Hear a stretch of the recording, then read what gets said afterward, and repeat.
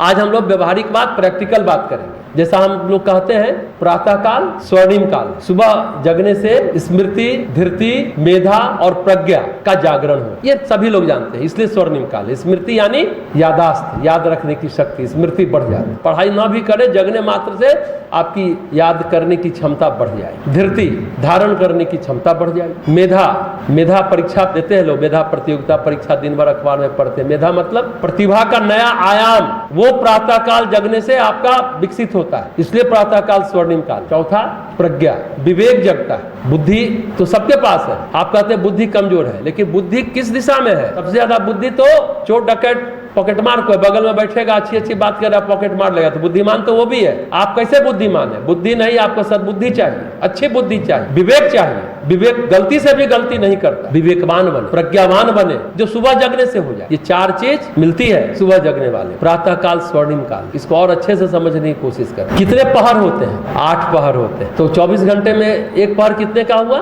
3 घंटे। 2 पहर होता है तो जानते हैं आप। अष्टजाम शब्द का नाम सुना है आपने? उसका मतलब क्या होता है? 8 याम, 8 पहर। भगवान 8 पहर आपका हम कीर्तन करने जा रहे हैं, गुणगान करने जा रहे हैं, स्मरण करने जा रहे हैं, सुमिरन करने जा रहे हैं, जगे रहिएगा भगवान। अष्टयाम विकृत हो गया, अष्टजाम। 8 पहर हम आपको याद करने वाले हैं, अष्टयाम ये होता है। तो 8 बेला हो गई। प्रातः काल जो है कितनी देर का हुआ? 3 से 6 मान लीजिए, और 6 से 9 टोटल को प्रातः काल कह सकते हैं। 3 से 4 ब्रह्म बेला, ब्रह्म मुहूर्त जिसको कहते हैं। 4 से 5 पीयूष बेला, उसको बोलते हैं अमृत बेला। समुद्र मंथन हुआ देवासुर संग्राम में, तो अमृत निकला।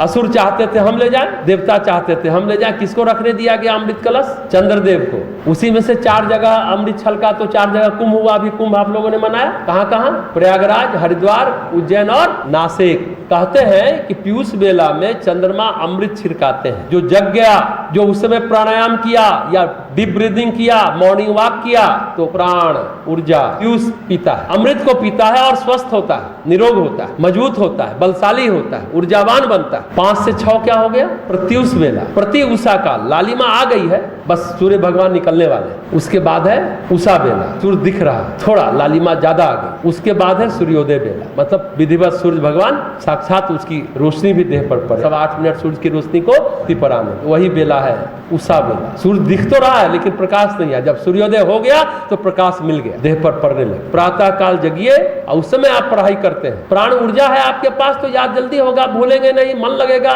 मस्त रहेंगे, एंजॉय करेंगे लाइफ को। जीवन बोझ नहीं लगेगा, जीवन हल्का फुल्का लगेगा। और जो सुबह नहीं जगते वो नेगेटिविटी में रहते, निराशा में जीते। अगर आप लोग सचमुच जीवन में सफल ही नहीं होना चाहते, प्रसन्न होना चाहते, खुश रहना चाहते, आनंदित रहना चाहते हैं, तो प्रातः काल जगिए। कि जब राम के भाई भरत को ये कहा गया, जब राम वनवास चले गए और कैकेय प्रदेश सब ननिहाल से अयोध्या लौटते हैं, तो सब लोग कह रहा कि भरत के कारण वनवास हो गया। भगवान राम को सब दोष भरत को दे रहा, बहुत मर्माहत हो। छोटे भाई नहीं थे, आदर ही सम्मान ही नहीं था, भक्ति थी बड़े भाई के प्रति। कुलगुरु वशिष्ठ को कहते हैं कि अगर ये साबित हो जाए कि भैया मेरे कारण वन को गए तो दुनिया का समस्त पाप मेरे को लगे, यहाँ तक कि सूर्योदय के समय न जगने वाला पाप भी मेरे को लगे। कहने का अर्थ है गोस्वामी तुलसीदास जी कहना चाह रहे हैं कि जो सूर्योदय के समय नहीं जगता वो पाप बटोरता है। अब हम आपको कह रहे हैं गायत्री मंत्र करिए। आपने गायत्री मंत्र किया, यहाँ आए, ध्यान किया, जप किया, उपासना साधना आराधना की, यज्ञ किया, हवन किया, रुद्राभिषेक किया।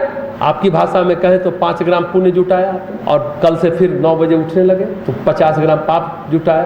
5 ग्राम का तो कोई मोल रहा नहीं, भलू रहा। तो आप क्या कहे? गायत्री वायत्री करने से कुछ नहीं होता, हवन करने से कुछ नहीं होता, अभिषेक करने से कुछ नहीं होता। अरे जीवन शैली उस अनुरूप रखिए ना, दिनचर्या सही करिए ना, सुबह उठने की आदत तो डालिए ना। अरे बीमार व्यक्ति को भी सुबह और शाम, सूर्योदय के समय और सूर्यास्त के समय, संधि बेला है ना, रात से दिन हो रहा, दिन से रात हो रहा, इस समय सभी को जगे रहना चाहिए। रात और दिन का जोड़ संधि, और फिर सायंकाल संधि है ना, दिन और रात का जोड़, सूर्यास्त का समय। इस समय मरीज को भी, बीमार व्यक्ति को भी जगा दिया जाता है। और आप लोग तो ठाठ से क्या लंबी चादर तान के सोए रहते हैं। क्या होगा आप लोग का, क्या भविष्य है इस पीढ़ी का? नहीं नहीं, रात में पढ़ाई में बड़ा मन लगता है, एकाग्रता, ये फैशन बना लिया आप लोगों ने। हमने कहा था ना, एसिडिटी बढ़ती है, पित्त बढ़ता है, रात में जगने वाले व्यक्ति का माइंड का स्टिफनेस बढ़ता है, अकड़ जाता है, एसिड बढ़ता है, बीमार पड़ेंगे। शरीर की बात छोड़िए, सिर्फ पढ़ाई लिखाई की अगर बात करें, हालांकि स्वस्थ रहेंगे तभी पढ़ पाएंगे।